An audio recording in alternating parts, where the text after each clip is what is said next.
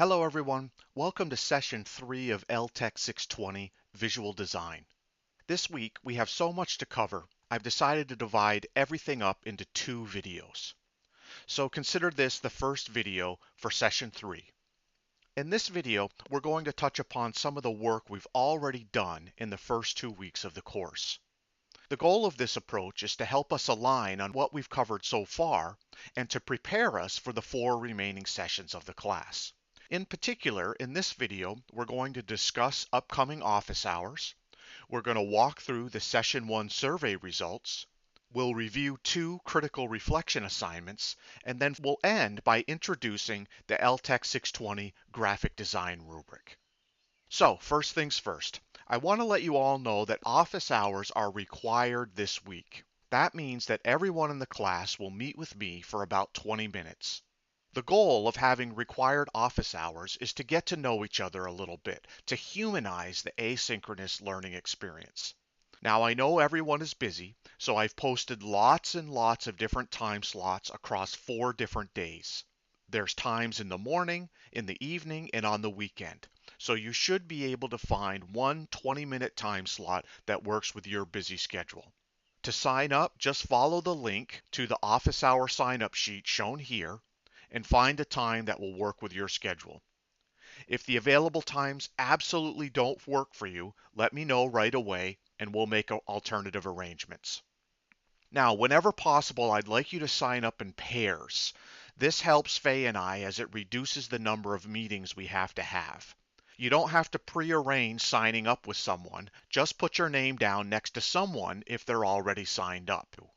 The actual office hour sessions themselves are short. They're only 20 minutes, and there's nothing to prepare ahead of time. It's just a time for us to get to know each other a bit, and for me to learn a little bit about your goals in graduate school and beyond. Of course, if you do have questions about the course content or its structure, by all means bring your questions to the table. Okay, that's enough about that. I'm really looking forward to meeting with all of you. Now I want to take a few minutes to take a look at the class as a whole. Believe it or not, we're a group of 24 students and 2 instructors. And if you recall, in session 1, we asked all of you to fill out a survey so we could learn a bit more about you individually and collectively. Well, we have the results of the survey, which we'd like to share with you. As you can see here, the first question was about visual literacy, and it asked if you were familiar with visual literacy concepts such as reading, analyzing, or deconstructing various visual representations.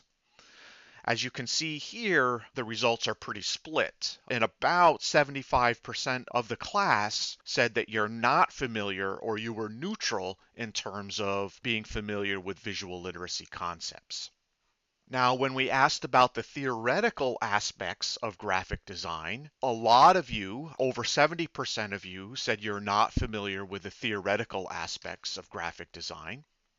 Now, on the flip side, when we asked about the applied aspects of graphic design, about half of you said you were familiar. You either agreed or strongly agreed with the statement that you are familiar with applied aspects of graphic design. So the class is somewhat split in this regard. Now, when we asked about whether or not you're familiar with image editing software, the majority of you said that you were. In fact, about 70% of you said that you either agreed or strongly agreed that you were familiar with image editing software. Now, when we asked about whether or not you knew the difference between raster-based and vector-based graphics, the results were somewhat mixed. You can see there's really 2 camps here. We have people who are not familiar with the difference between those 2 types of graphics and those who are. Of course, we wanted to know your level of comfort taking online courses, and fortunately, just about everyone said they are comfortable. And when we asked specifically about using a content management system like Canvas, across the board, everyone agreed or strongly agreed. We think it's important to review these survey results because I think it helps to show that we have a diverse class. And so whether you have a lot of experience or you're just getting started in visual design or visual literacy, basically there's somebody else in the course that is in the same exact shoes that you're in. And I think we should all find that comforting and something that we should keep in mind as we move forward and strive to support each other and grow and improve over the weeks ahead. All right, moving on. So now I want to take a minute to talk a little bit about Critical Reflection 1, Drugstore Cowboy. Now, it was a lot of fun to read through your reflections on these various drugstore products. As you've seen in the Canvas grading, we've tried to give you detailed, substantive feedback that's improvement oriented. And explained in the syllabus, your posts were graded on a 5-point scale. The class average was a 3.64, and for you stats junkies, the standard deviation was just over 1. There were several very strong posts related to this particular assignment, so I really encourage you to take the time to go back to the threaded discussion and take a look at some of the work that your classmates have produced. Look at the different ways that they approached this assignment and the way they presented their reflections. There's lots of good examples and lots of good ideas there. So take advantage of the hard work that your classmates are putting forth. Of course, the whole point of this assignment was to practice analyzing artifacts from our visual world. And over the past 2 weeks, we've been trying to give you tools for understanding, analyzing, and deconstructing anything visual. For example, we have Callow's 3 dimensions of viewing. We've also learned about the elements and principles of design, which we encapsulated in the Enter the Matrix assignment. And we've even talked about Osgood's top 3 evaluation factors.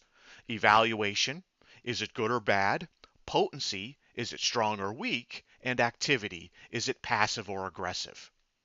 And it's interesting, if we just take a look here at the 5 drugstore products shown here, to think about, for example, Osgood's top 3 factors. You can ask yourself, if we look across these, do these products differ in their evaluation, potency, and activity? I think it's very clear that there are differences in each of these products along those 3 factors. To summarize, all of these are tools for you to put in your visual design and visual literacy toolkit. Our hope is they will be helpful as you practice analyzing, evaluating, and creating various visual artifacts. Our second critical reflection, Enter the Matrix, was a lot of fun. Our matrices were grids based on the design elements and principles covered in the Hashimoto readings. The purpose of this assignment was to reinforce the elements and principles while emphasizing how they work together to form the basic grammar of visual design. And a secondary purpose was to provide you with a handy cheat sheet for your future design work. The results are phenomenal. Let's take a look at a sampling of some of the visual examples different people found for the assignment. For example, Giran found this interesting visual representation, blending the element of value with the principle of placement. Mark found this classic example of the combination of line and the principle of gestalt, or unified whole. Carrie found this fun example, which I think is really good, of a combination of color and continuity. Boy found this example of shape and balance. Sabrina found this example of texture and repetition. Jessica found this fun example of line and variety. And Morgan found this clever example of space and hierarchy. Now, there are many, many examples that all of you found, and they're fantastic. It's really fun. I encourage you to go into the critical reflection discussion and look at what some of your colleagues found in each of these cells of the matrix. Now, I want to talk a little bit about the next phase of Design Project 1, Open for Business. As you know, we have a wonderful collection of business card designs. That said, we know design is an iterative process, and all of the examples shown here are more or less version 1s. And I'm sure you would agree that there's room for improvement in every one of these designs. In fact, it's important that we embrace the idea that visual design is an iterative process. There's a famous quote by Paula Scher, an American graphic designer, who argues that digital design is like painting, except that the paint never dries. I find that particular quote kind of inspiring, with this idea that because the paint never dries, we could continuously iterate and improve and tweak until we really settle on something that we feel is our best design work. With this idea in mind, we're going to begin giving each other feedback on our visual designs. And we're going to do this beginning with the business card assignment. Now, to ground our feedback to one another, we're going to start using a rubric that Faye and I have designed for LTEC 620. We simply refer to it as the LTEC 620 graphic design rubric.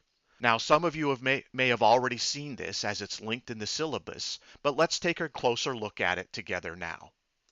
Now, as you'll see along the left-hand side here, there are actually 8 rows. And these rows have to do with various elements and principles of visual design.